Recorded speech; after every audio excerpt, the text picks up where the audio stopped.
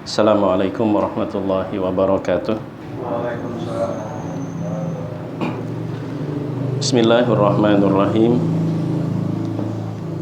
Alhamdulillah wa bihi nasta'in wassalatu wassalamu ala Rasulillah Sayyidil mursalin wa ala alihi wa ashabihi ajmain, amma ba'd.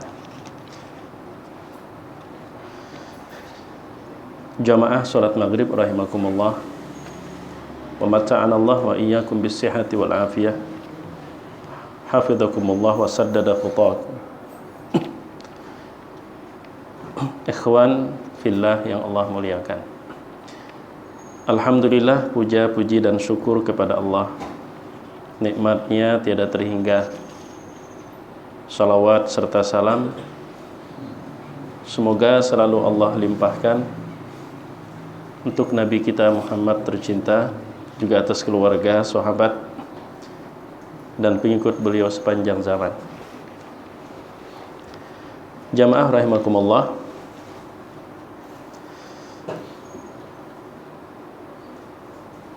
salah satu pesan Rasulullah SAW adalah al-mar'u ala dini khalilih falyanzur ila man yukhaliluh. Seseorang itu sedikit banyak akan terdampak dengan karakter dan perilaku siapa yang menjadi sahabat dan teman.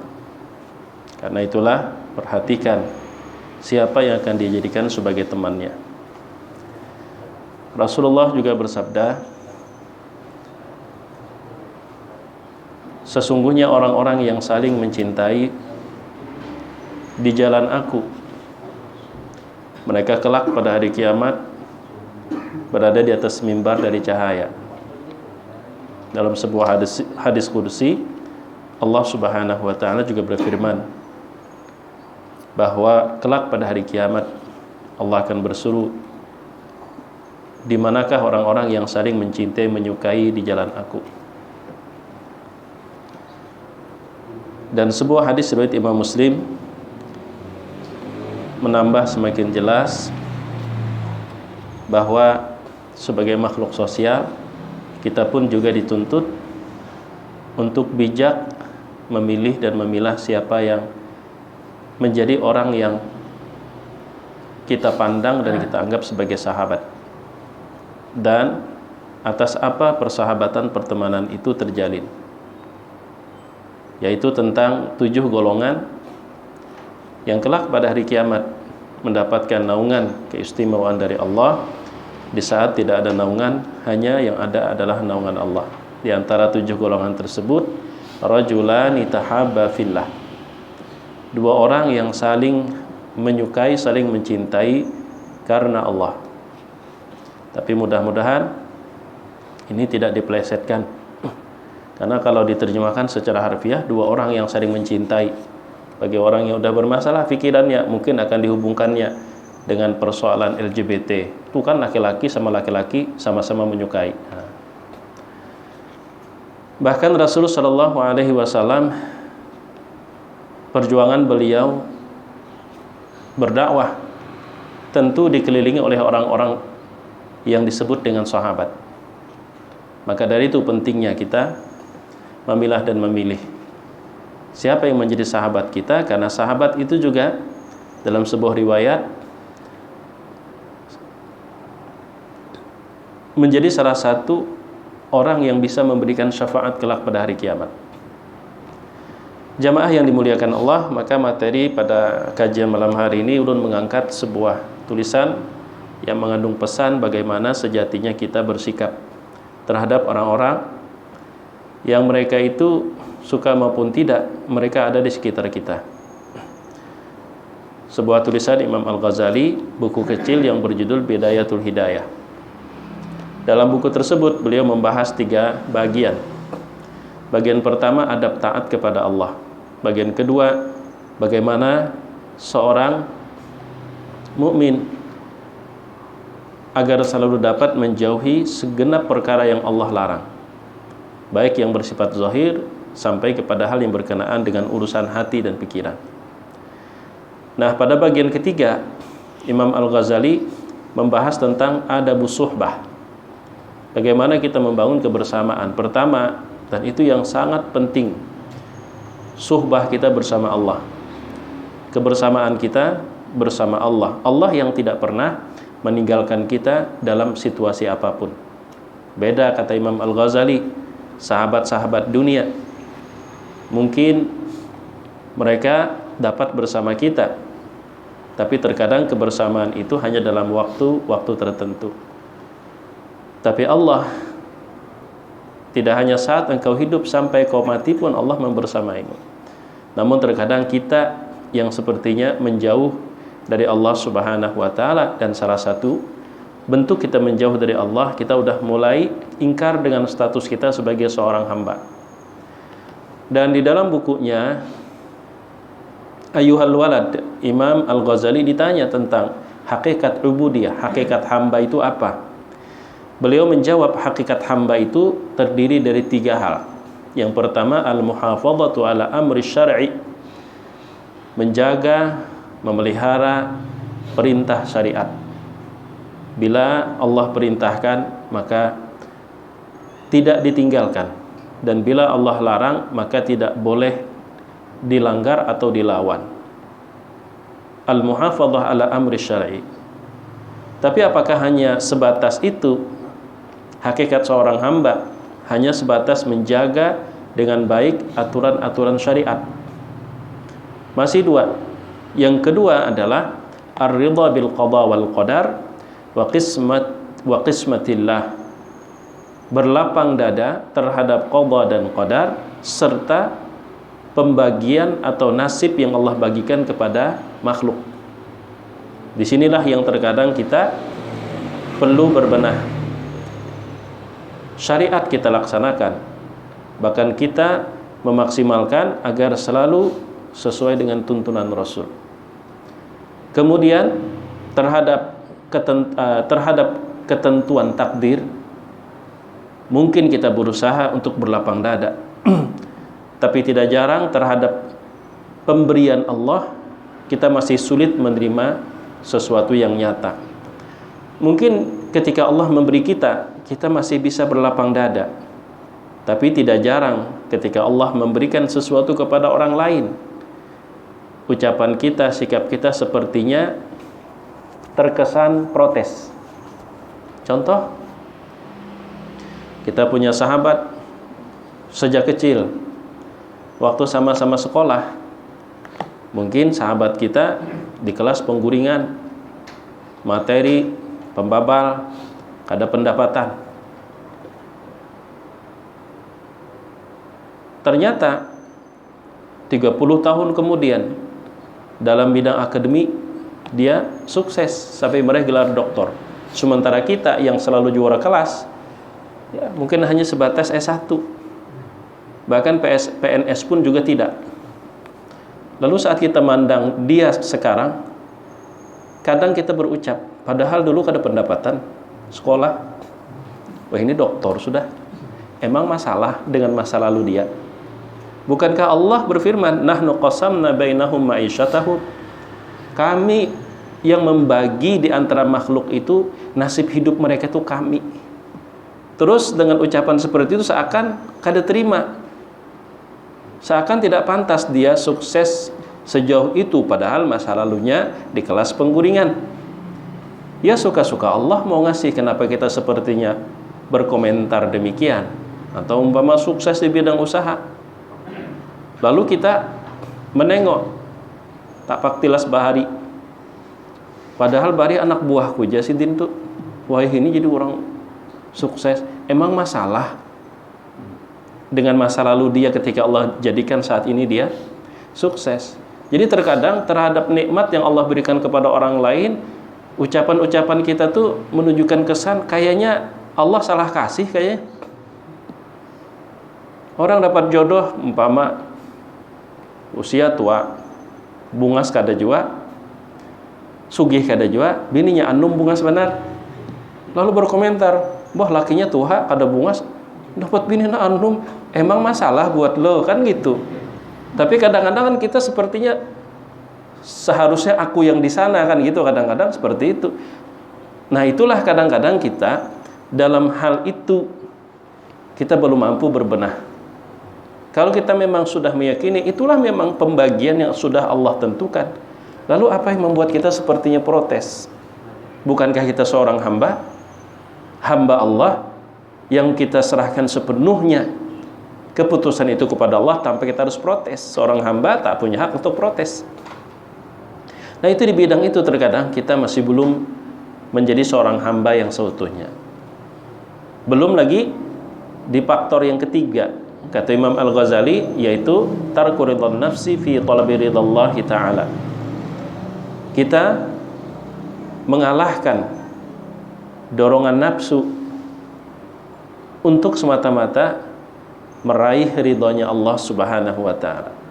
Itu yang pernah ulun bahas mungkin beberapa pertemuan telah lalu sekilas, yang terkadang pikiran kita, perasaan kita, sikap kita bukan tunduk dengan kemauan Allah, tapi malah diseret oleh hasrat nafsu dan ambisi. Kita berbuat baik, ternyata yang menerima kebaikan jangankan berterima kasih, tapi malah air susu dibalas dengan tuba. Gara-gara perbuatannya itu, lalu kita sakit hati, sehingga membuat kita berhenti berbuat baik, terlebih berbuat baik kepada dia. Padahal berbuat baik itu perintah Allah. Apapun respon orang yang menerima kebaikan, selama itu perintah Allah, jangan berhenti. Tapi kadang kita berhenti, malah sampai berucap, menyesal aku menolonginya. Apa yang kita sesali? Kalau memang dari awal kita berbuat baik itu karena memang perintah Allah, balasan kita ada sama Allah, bukan sama dia. Cuman perbuatan dia memancing, mendorong kita untuk trauma membantu dia.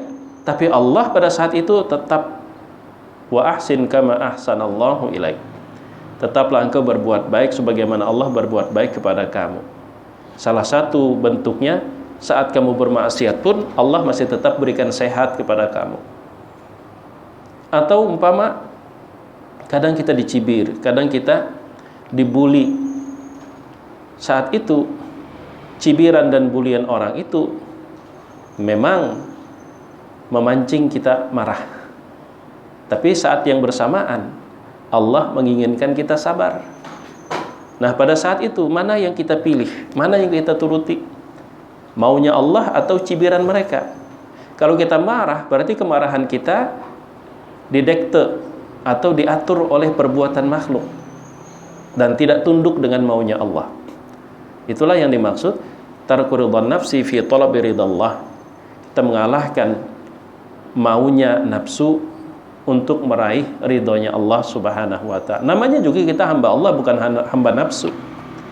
Tapi kalau kemudian kita marah sampai membabi buta, berarti kita hamba nafsu, karena kita diseret oleh nafsu kita, yang mana nafsu itu dipancing oleh perbuatan makhluk. Nah, itulah jamaah yang dimuliakan Allah Subhanahu wa ta'ala. Nah, di dalam bukunya ini Imam Al-Ghazali rahimahullah, beliau setelah berbicara tentang adab taat kepada Allah, kemudian yang kedua adab bagaimana kita bisa meninggalkan semua yang Allah larang, baik secara zahir maupun batin. Yang ketiga, adab bagaimana kita membangun suhbah, kebersamaan, baik bersama Allah. Kemudian dilanjutkan dengan bagaimana kita bersikap terhadap orang-orang yang mereka itu hidup di sekitar kita sama seperti kita, dengan beragam status mereka.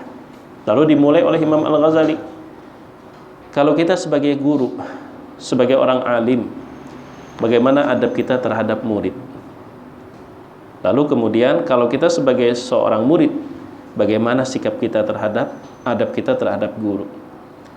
Dan Imam Al-Ghazali mendahulukan adab guru, karena guru akan menjadi contoh buat murid.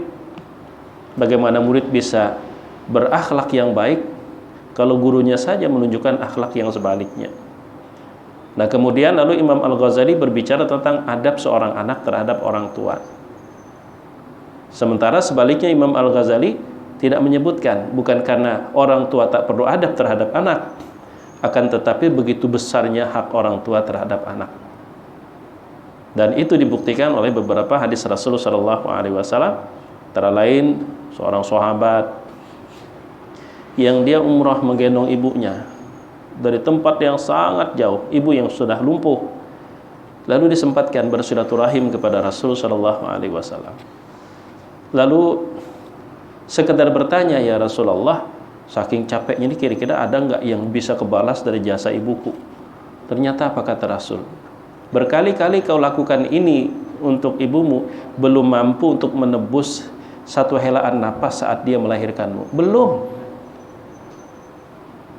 Mahajjannya, sekali mahajjannya belum terbayar. Apalagi sudah membesarkan, menyekolahkan sampai kita dinikahkan. Mumpung nih kebetulan tersambat nikah, ulun besaruan. Karena kan tim kadingat. Nah, tadi hendak membawa undangan kada sampat, kada sampat kadingat.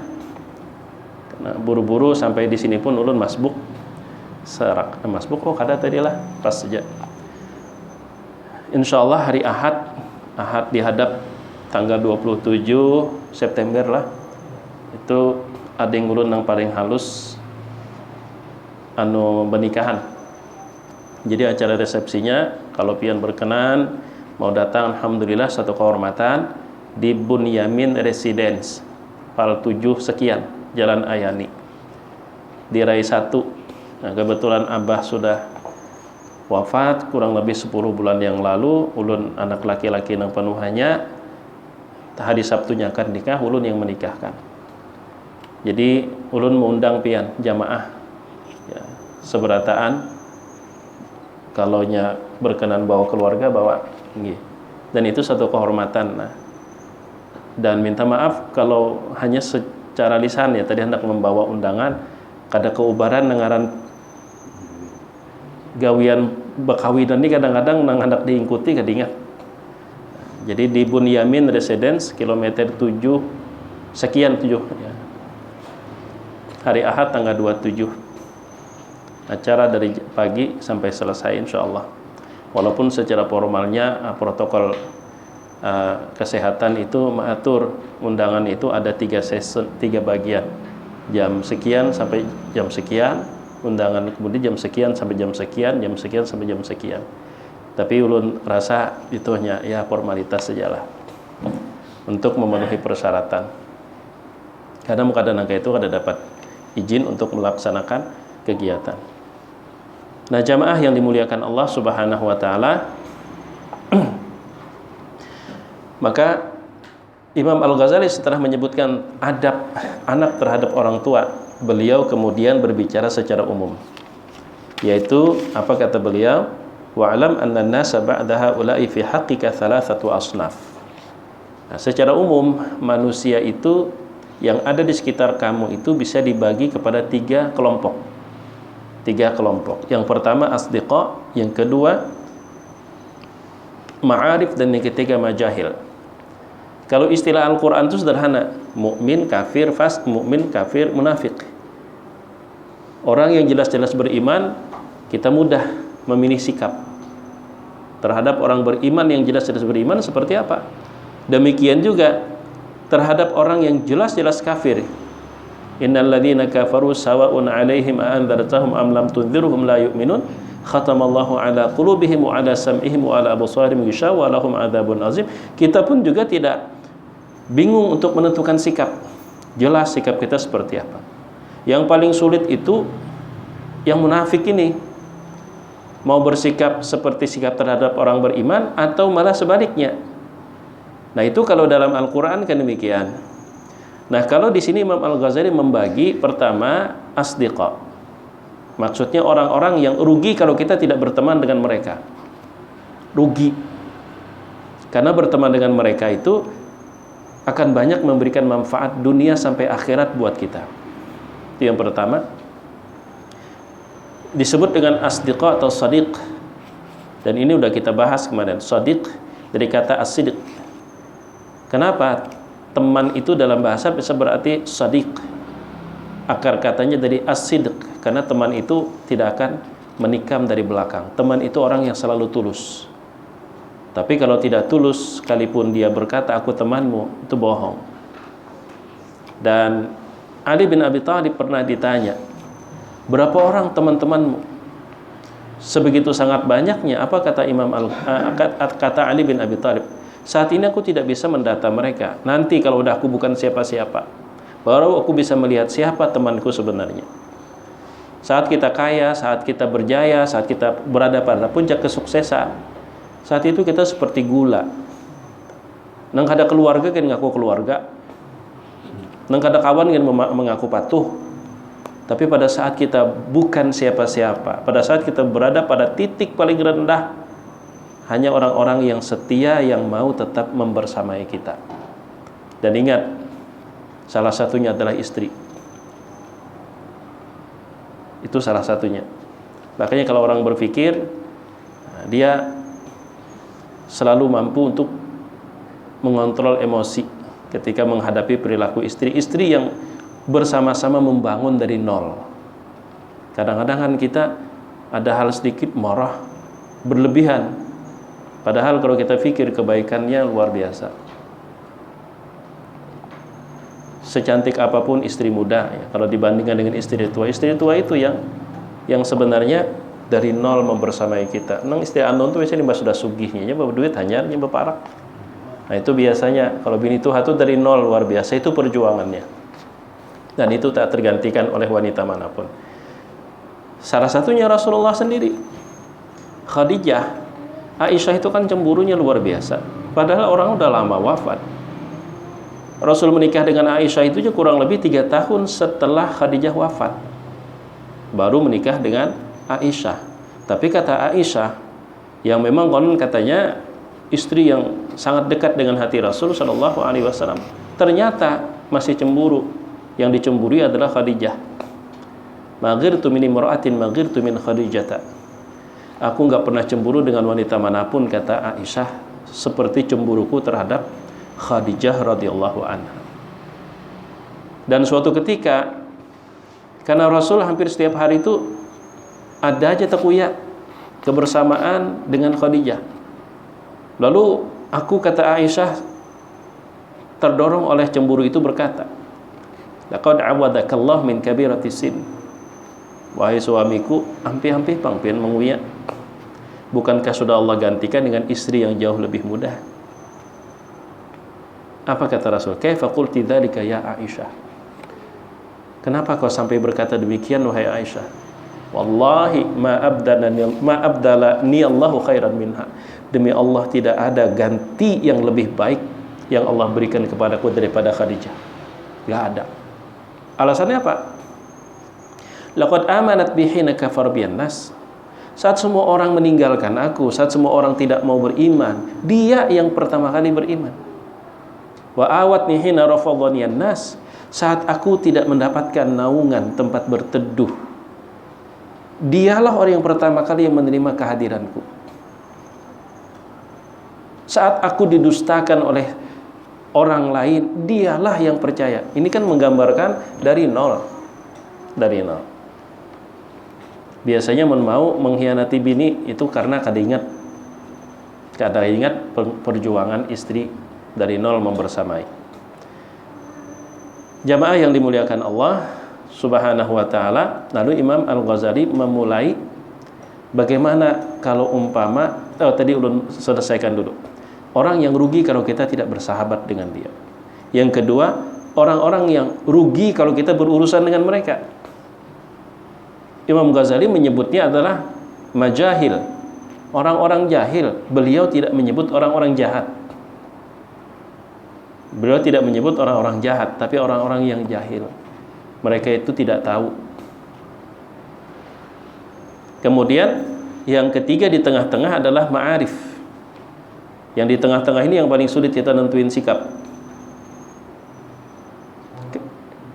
Artinya dia kalau dikategorikan mutlak jahat, nggak ada bukti. Dikategorikan dia baik, nggak ada prestasi. Tapi mereka ada di sekitar kita.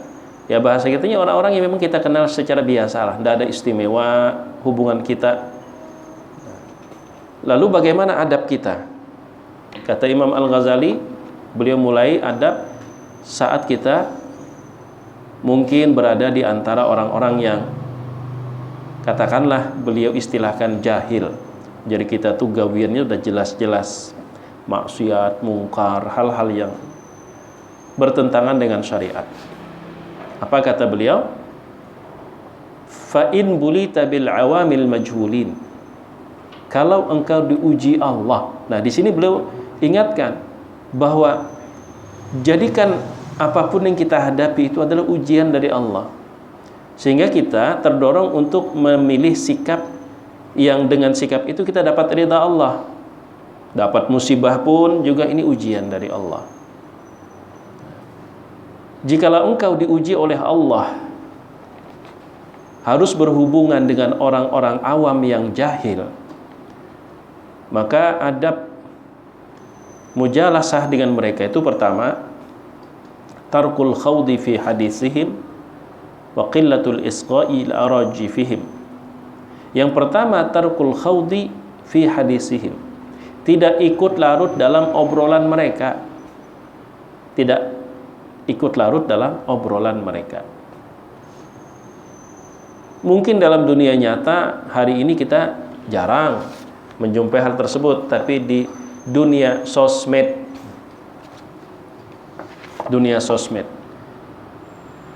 kadang kemasannya diskusi tentang perkara agama, tapi ujung-ujungnya nang sikung menghina guru lawannya, nang lawannya menghina guru nang satunya, ujung-ujungnya bisa sambatan. Walaupun umpama ungkapannya semoga Allah bukakan hidayah buat engkau, tapi nadanya itu nada penuh dengan kebencian, bukan nada penuh dengan ketulusan. Nadanya penuh dengan kebencian. Doa itu mestinya tulus. Kalau mendoakan orang lain itu karena adanya rahmah, sifat kasih sayang, sifat lembut di hati, bukan karena marah. Setelah umpama enggak ketemu titik temu, seorang karas, orang karas, akhirnya mudahan Allah berikan pian hidayah. Itu doa penuh kebencian sebenarnya, bukan doa penuh rahmah. Doa penuh kebencian. Karena begini, kalau memang tidak ketemu titik temu ya, mentok. Biasanya yang debat-debat seperti itu yang memang bukan ahlinya juga. Sama-sama yang diandalkan guru dengan guru. Kalau memang tidak ketemu dan kalau tulus mendoakan, doakan saling berjauhan. Jangan doa itu kemudian disampaikan sebagai ungkapan kesal. Jadi doa itu kadang-kadang disampaikan dalam ungkapan kesal sebenarnya. Buktinya harus disampaikan kepada yang bersangkutan, semoga Allah berikan engkau hidayah. Nah, itu ungkapan kesal sebenarnya. Kalau memang tulus ingin mendoakan, udahlah stop debatnya, diskusinya stop. Udah dalam kesendirian, ya Allah berikan dia hidayah. Kalau memang dia salah. Tapi ulama kalau mendoakan orang lain nggak ngelupain diri sendiri. Hadani Allah wa iyyakum. Semoga Allah memberikan hidayah kepada saya juga kepada Anda. Jadi kadang semoga Allah memberikan hidayah lawan pian. Diucapkan lawan yang bersangkutan itu ngarannya kekesalan yang diungkapkan dalam bahasa yang dikemas seperti doa. Itu bukan doa, tapi itu satu kejengkelan. Nggak bakalan kabul, nggak bakalan kabul di sisi Allah, karena doanya bukan berdasarkan ketulusan, tapi karena jengkel. Jadi kalau kita menemukan seperti itu, ya udah tinggalkan, tidak perlu kita ikut larut dalam obrolan mereka. Kemudian qillatul isgha ila araji fihim. Yang kedua, meminimalisir sedemikian mungkin agar tidak mendengar kepada berita-berita buruk yang mereka sebarkan. Nih,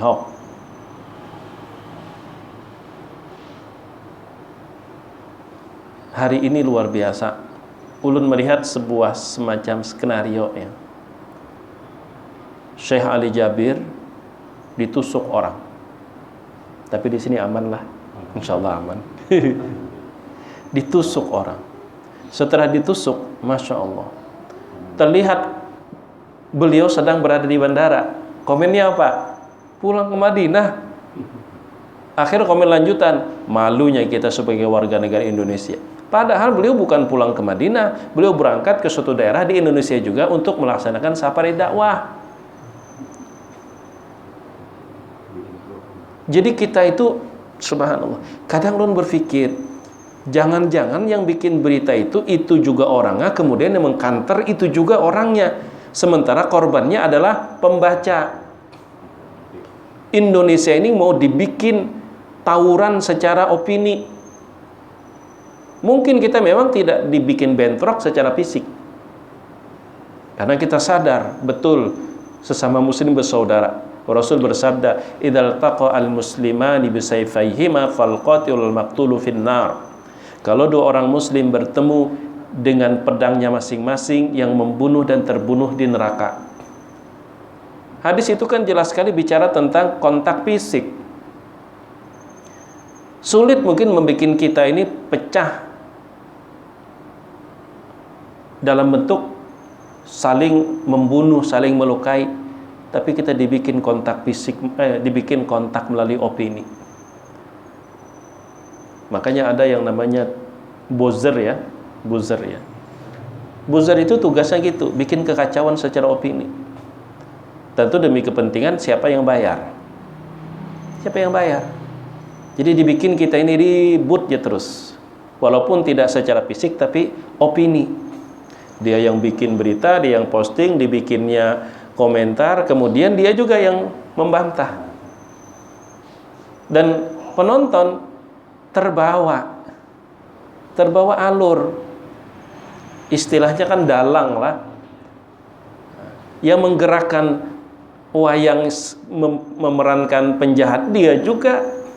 Kemudian yang memerankan sebagai satria pahlawan, dia juga. Yang ngomong pun juga dia, hanya suaranya aja diubah. Penonton sanggup semalaman kada guring menonton. Kita dibikin seperti itu. Makanya Masya Allah, ulun melihat salah satu ulama ya, mungkin pian juga pernah dengar Gus Baha ya. Nah itu beliau terkenal pengetahuannya tentang tafsir luar biasa. Hidup sederhana. Apa yang ulun salut dengan beliau, sampai hari ini handphone beliau tuh handphone nang jadul. Lalu ditanya, nang kayak apa tahu berita ding sanaku nang memfilter mana penting disampaikannya, mana kada penting kada disampaikannya. Handphone jadul. Dan ulun pun sudah merasa sepertinya sindrom handphone ya. Dan itu mungkin dialami oleh kita sebagian besar. Ulun kada wani madahan seberataan. Di mana duduk hendak mengulai halah, duduk mengulai kena tegana di mana mengulai, kadang-kadang digawi asa hendak manjuhut handphone pulang. Itu yang kita rasakan, daya magnetnya itu luar biasa. Sehingga kadang-kadang tanpa kita sengaja kita terbaca berita yang memang kita tidak perlu tahu. Kita terlihat sesuatu yang memang itu tidak layak kita lihat dan sebagainya. Dan itu yang kemudian membentuk karakter kita berpikir. Kita bisa jadi tadinya kita tidak marah-marah, memaki-maki dalam hati pikiran kepada orang-orang tertentu, tapi ketika kita menerima berita yang pada berita itu hoax, tiba-tiba kita ubah. Kita kok jadi nggak suka, kita jadi saling membenci, kita saling marah, kita saling jengkel. Kok emosi kita tersulut? Padahal berita itu semacam permainan orang-orang yang tadi ingin bikin umat ini, terutama warga Indonesia tuh nggak bisa tenang. Nggak bisa tenang. Tapi itulah memang sudah suatu konsekuensi ketika dunia kita udah bertambah menjadi bertambah ada yang namanya dunia maya ya. Dunia tanpa batas. Kalau kejahatan di dunia nyata ini dia dibatasi ruang waktu dan tempat. Tapi kejahatan di dunia maya dia tidak dibatasi ruang waktu dan tempat. Kalau orang nyolong dalam dunia nyata harus menerobos dulu pagar rumah orang, pintu atau jendela, apalagi sampai yang dia curi itu adalah sesuatu yang berada di dalam kamar, dan itu harus melewati pengamanan berlapis-lapis. Sekarang kejahatan itu bisa masuk ke kamar tuh mudah sekali, masuk melalui handphone. Nah ini yang harus kita, subhanallah, isalah nggih ulun habis akan sepasal dulu. Jadi yang pertama tadi, tidak ikut larut dalam obrolan mereka. Kemudian yang kedua, kurangi sekurang-kurangnya potensi kita mendengar berita-berita buruk yang mereka sebarluaskan. Kemudian yang ketiga, wattaghafulu amma yajri min su'i alfadhihim, berusaha melupakan. Artinya gini, kalau memang sempat masuk, sempat lengket melalui telinga ataupun melalui penglihatan, jangan dibiarkan dia bersarang di dalam hati, dalam pikiran.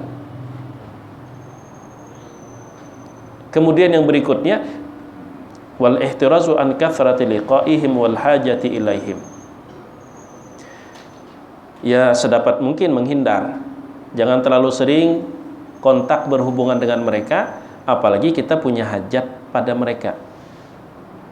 Dan yang terakhir, at-tanbihu ala munkaratihim bil lutfi wan nushi 'inda raja'il qabuli minhum. Nah, kalau kita melihat secara nyata kemungkaran yang mereka lakukan, maka tegur dengan cara yang lembut. Tegur dengan cara yang lembut, Masya Allah. Ingin ulun ceritakan bagaimana cara Rasul negur satu hal yang keliru, tapi waktu sudah sampai Isya. Mohon izin satu nanti ulun sebutkan. Ulun habiskan dulu. Wan nushu 'inda raja'il qabul, dan berikan nasihat. Itu pun lihat-lihat, kira-kira dia menerima nggak nasihatnya atau tidak. Karena kalau orang dari awal udah nggak menerima nasihat, kita kasih nasihat hanya akan memperuncing keadaan. Tapi tentu itu pun dengan cara yang lembut. Nah, ini adab kita kalau kita berada di sekitar orang-orang seperti itu. Nah, yang ingin saya sampaikan, mohon sedikit waktu, bagaimana Rasul negur. Rasul itu kalau menegur sesuatu yang mungkar yang terjadi pada sahabat, beliau itu selalu ambil hati dulu. Ya fulan, wahai si anu, inni uhibbuk, aku sebenarnya sayang benar lawan ikam. Hal adulluk, mau nggak ikamku sampaikan sesuatu yang bermanfaat. Jadi bahasanya tuh tidak menghujam. Termasuk yang ini yang ingin ulun sampaikan, ada sisi lainnya, karena ini udah berkali-kali ulun sampaikan di musola ini, tapi pada kajian yang mungkin beberapa waktu yang lalu. Rasul ingin ngasih nasihat kepada seorang sahabat yang bernama Mu'adz bin Jabal. Tapi untuk sampai kepada titik inti itu, Rasul ajak dulu, jadi kita tuh berjalanan dulu, berjalanan dalam bentuk berimajinasi. Hadis itu bisa pian temukan di dalam kitab hadis Riyadhus Shalihin, dan itu ulun yakin pian masih ingat, sebelumnya ulun sampaikan juga. Karena itu materi kajian satu pertemuan penuh. Jadi Mu'adz bertanya kepada Rasul, ya Rasulullah, tunjukkan kepadaku amalan yang memasukkanku ke dalam surga, menjauhkan aku dari neraka. Apa kata Rasul? Sa'alta an azimu innahu la yasirun ala man yassarahullahu ta'ala alaih. Masya Allah Mu'adz, pertanyaan kamu ini pertanyaan besar nih, pertanyaan orang hebat. Jadi disanjung dulu, dibikin happy, senang. Tapi itu mudah, yakin mudah kalau Allah mudahkan Mu'adz. Soalnya jawaban pertama apa? Engkau 2 kalimat syahadat, dirikan sholat, kemudian bayar zakat, berpuasa, dan kalau ada kemampuan berangkat haji, berhajilah. Informasi, maklumat yang Mu'adz sudah tahu. Tapi itu hanya sekedar pengantar. Pengantar. Coba kita ingat baik-baik. Pertanyaan Mu'adz tentang amalan yang memasukkan ke dalam surga dan menjauhkan dari neraka. Setelah itu Rasul kembali berkata, ala adulluka ala abwabil khair. Mu'adz, maulah pian ulun tunjukkan pintu-pintu kebaikan. Pintu-pintu kebaikan disebutin Rasul itu yang sudah ada di diri Mu'adz. As-shaumu junnah, puasa itu perisai. Kemudian sedekah itu dapat menghapuskan kesalahan sebagaimana api menghapus atau memadamkan, sebagaimana air memadamkan api. Kemudian sholat malam Mu'adz, lalu dibaca 2 ayat dalam surah Sajdah, mulai tatajafa junubuhum dan seterusnya, 2 ayat. Setelah itu Rasul berkata lagi, Ya Mu'ad, ala ukhbiruka bi ra'sil amri wa amudihi wa darwati sinami. Hendaklah lagi kamu tambahi Mu'ad, ra'sul amr, pangkal dari segala urusan. Kemudian tiang utamanya dan puncaknya. Yang mana semua itu ada pada Mu'ad. Dibikin senang dulu kebaikan disebut. Ra'sul amri al-Islam, pangkal segala urusan itu adalah Islam. Wa amuduhu as-salah, tiang utamanya adalah salat. Wa darwatu sinamihi al-jihad, dan puncaknya adalah berjihad. Setelah itu Mu'ad menyimak. Lalu apa kata Rasul? Nah, di sini Rasul mulai masuk ke pesan yang ingin Rasul benahi di diri Mu'ad. Ya Mu'ad, ala ukhbiruka bimalaki dzalika kullih. Nah, sekarang Mu'ad, hendaklah kamu beritahu, kan seperti ditawarkan. Hendaklah kamu beritahu bimalaki dzalika kullih, yang sangat menentukan semua itu ya Mu'ad.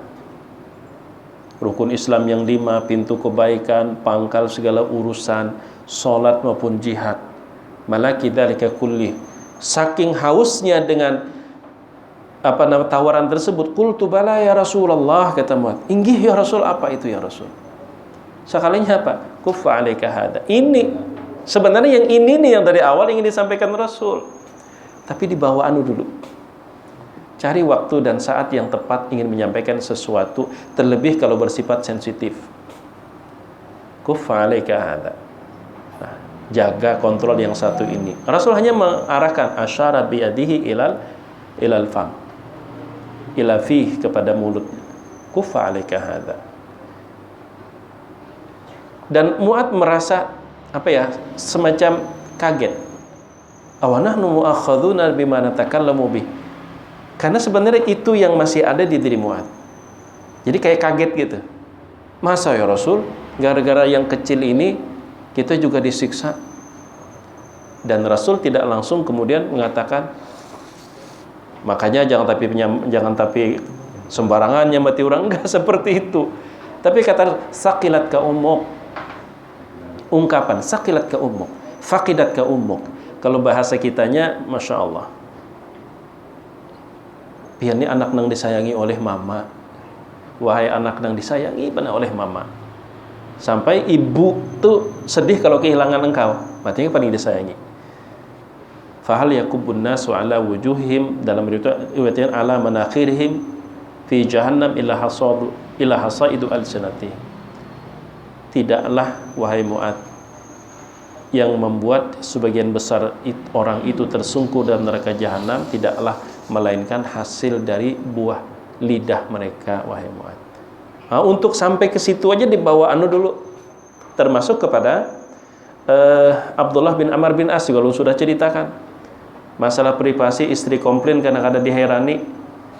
Cara Rasul mengatasi tidak langsung ke titik masalah, tapi hal-hal prestasi si Abdullah bin Amr bin As yang rajin menghatamkan Quran tiap malam, yang puasa tiap hari, di situ yang dibenahi oleh Rasul. Karena gara-gara menghatamkan Al-Quran tiap malam, kemudian tiap hari puasa, istri tak punya waktu. Jadi di situ prestasinya yang disinggung oleh Rasul. Masya Allah, tapi kusarankan khatamkanlah Al-Quran, jangan kurang pada 3 malam. Kemudian kudengar kam juarjin puasa, nah kayak pegarang puasa tiap hari ya Rasulullah. Nah, Nabi Daud tuh puasanya sehari puasa, besok tidak. Nah, ikutilah Nabi Daud alaihissalam, bagus. Itu yang Rasul kemudian tuntun, sehingga dengan sendirinya istrinya berhenti komplain. Padahal Rasul memang ingin menyelesaikan masalah keluarga. Istri merasa kada teherani, ba'du adulun mintuha Amr bin As. Padahal Amr bin As itulah yang menikahkan Abdullah dengan istri Abdullah itu. Tapi Rasul menyelesaikan masalah seseorang sampai-sampai yang bersangkutan nggak ngerasa kalau sebenarnya itu.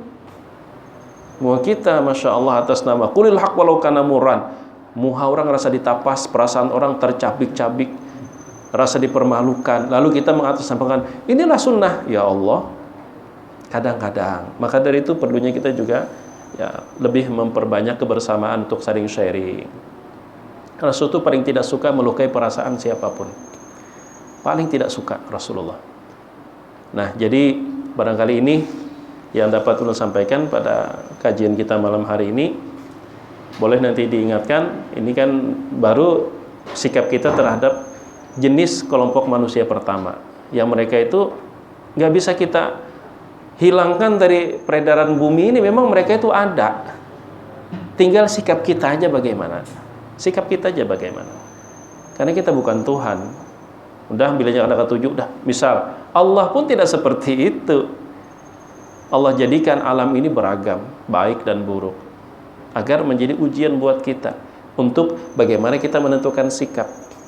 Dihadapkan dengan hal yang pahit, apa? Kita celak, keliru kita. Kita hina, kita menghina pun membuat kita tidak lebih mulia dari orang yang kita hina. Melihat sesuatu yang baik, bagaimana sikap kita. Jadi ini tentang bagaimana sikap kita. Apapun yang terjadi di alam itu sudah kekayaan Allah. Tinggal kita menata, mengatur, dan menentukan sikap yang Allah harapkan dari kita. Nah, ini yang dapat ulun sampaikan. Umpama ada salah hilapnya, mohon maaf. Terima kasih atas waktu dan kesempatannya. Jadi satu kehormatan bagi kami sekeluarga kalau umpama pian bisa berhadir Ahad tanggal 27 di Bunyamin Residence. Ya, lebih tepatnya di Raya 1, masih di muka kada sampai masuk ke belakang. Inggih. Jazakumullahu khairan, subhanakallahumma wa bihamdika asyhadu an la ilaha illa anta astaghfiruka wa atubu ilaik. Wassalamualaikum warahmatullahi wabarakatuh.